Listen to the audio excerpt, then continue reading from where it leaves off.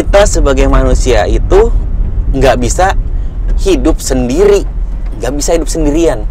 Kita pasti butuh bantuan orang lain.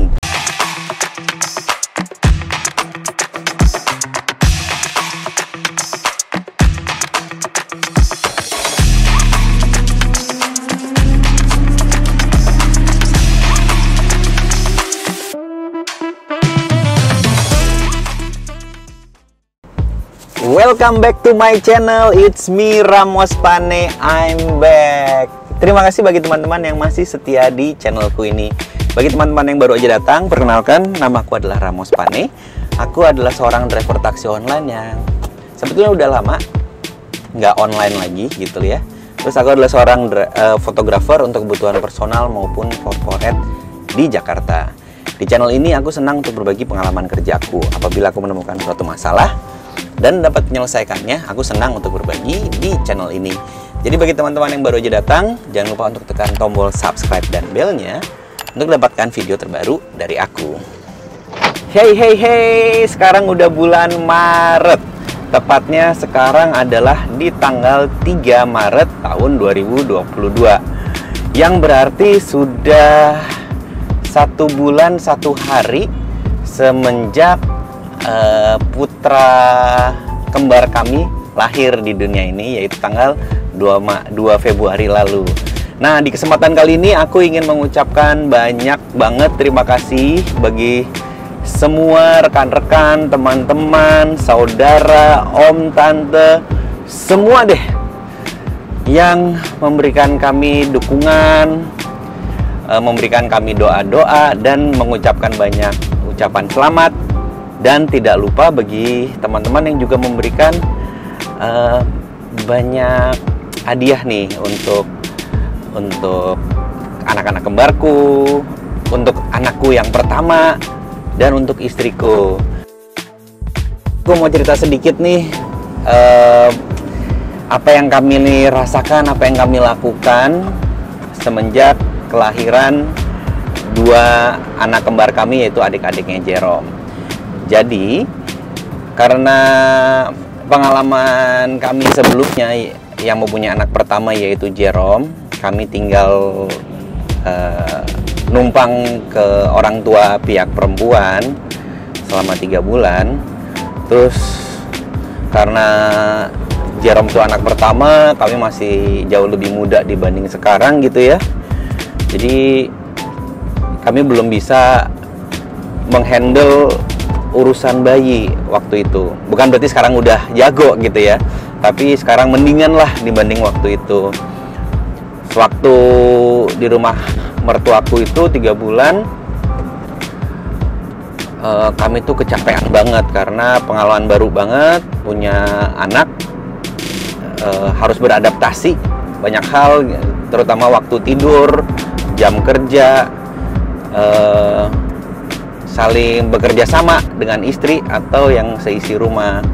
Dan 3 bulan itu menurut aku itu capek banget pada waktu kelahiran Jerome, sehingga membuat mertuaku juga sakit, istriku sakit, terus akunya juga sering emosian karena terlalu capek waktu itu.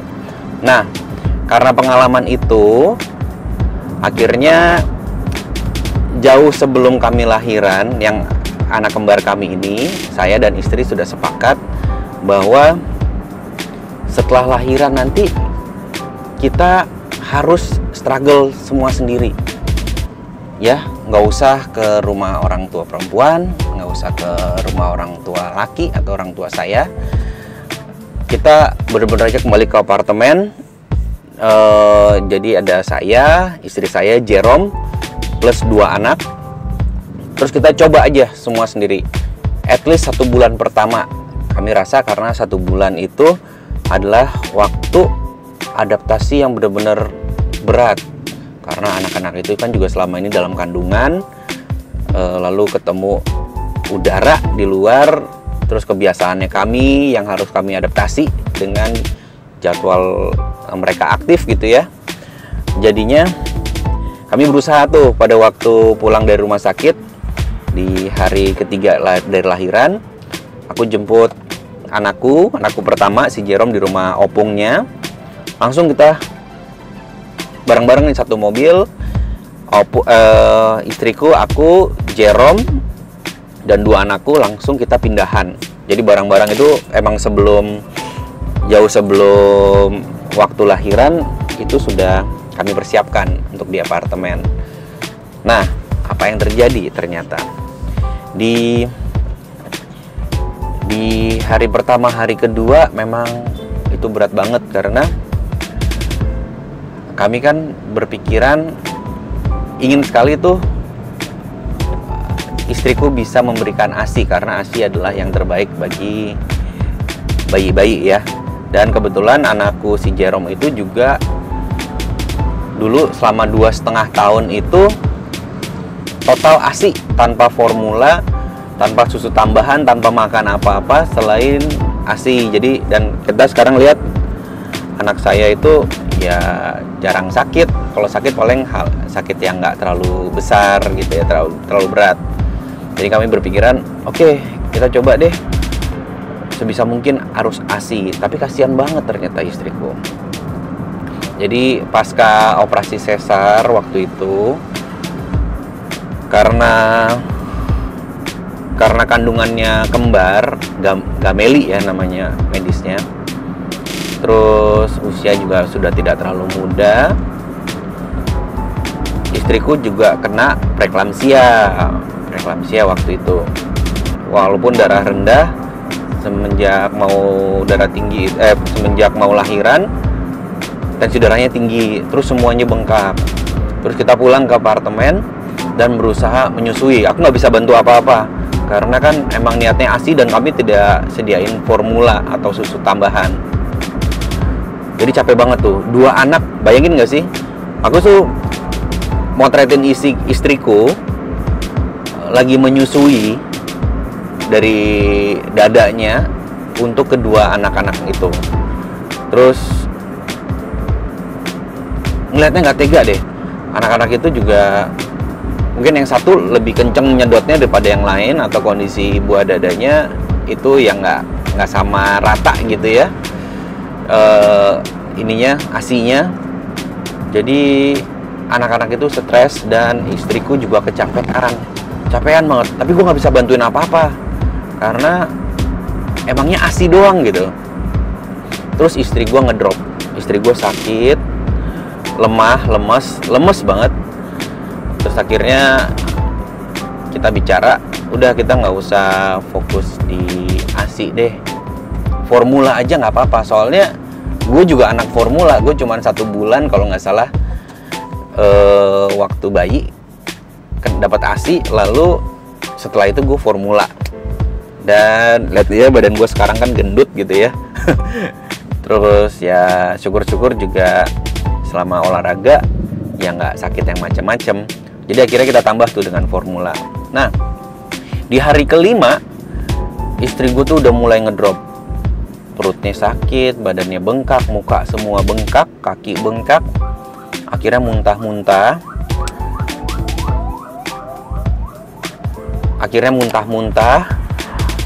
2 hari tuh muntah-muntah. Terus kepikiran mau bawa ke rumah sakit apa enggak, Akhirnya jam 5 pagi di hari kelima aku kontak kakakku, Mbak Esther. Tolong bantu aku dong untuk jemput istri bawa ke UGD karena kondisinya makin lama makin ngedrop nih, bahaya banget. Selama 5 hari istriku dirawat akhirnya di rumah sakit. Dan akhirnya kami memutuskan untuk numpang ke rumah mamahku.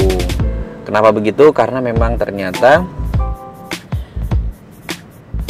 kita sendiri tuh nggak bisa. Gue sendiri tuh nggak bisa untuk handle 2 anak baru itu plus 1 anak. Pelan anakku Jerome tuh udah sangat membantu. Aku kerja itu dibantu sama dia, ngurus adik-adiknya juga dibantu sama Jerome. Tapi aku juga masih keteteran. Terus ya udah akhirnya kita mulai pindah tuh di rumah mamahku. Terbantu banget di situ. Dan baru sekarang semenjak kelahiran 30 hari ya. Di bulan Maret ini baru kali pertama aku keluar dari rumah untuk melakukan pekerjaan. Nah, kayaknya itu harus aku lakukan karena gue juga mesti kerja. Gue kepala keluarga, harus bisa menafkahi anggota keluarga, istri dan anak-anak. Artinya gue harus bekerja. Inti dari pembicaraanku kali ini adalah kita itu makhluk sosial. Kita itu manusia yang memang nggak bisa hidup sendiri. Terutama gue sih, gue butuh bantuan orang, terutama nyokap, kakak gue. Walaupun niatan hatinya nggak mau ngerepotin orang, walaupun pingin hidup sendiri gitu ya, tapi apa daya ternyata gue nggak mampu dan gue terbantu banget dengan bantuan keluargaku sendiri.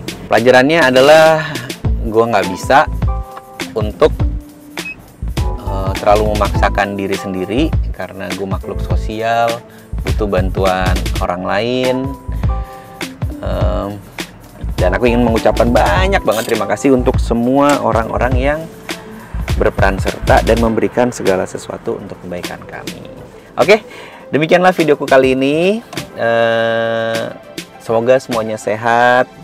Apabila teman-teman yang sebagai orang tua mempunyai masukan-masukan untuk saya, karena ini hal yang baru juga bagi saya lagi ya, karena kan dulu 8 tahun yang lalu nih aku punya anak, terus tidak 8 tahun punya anak 2 lagi gitu ya. Jadi mungkin aku masih emosi, masih terlalu capek. Jadi kalau teman-teman punya masukan untuk merawat anak, boleh dong komen di kolom komentar. Oke guys, makasih banget ya untuk perhatiannya. Bye-bye.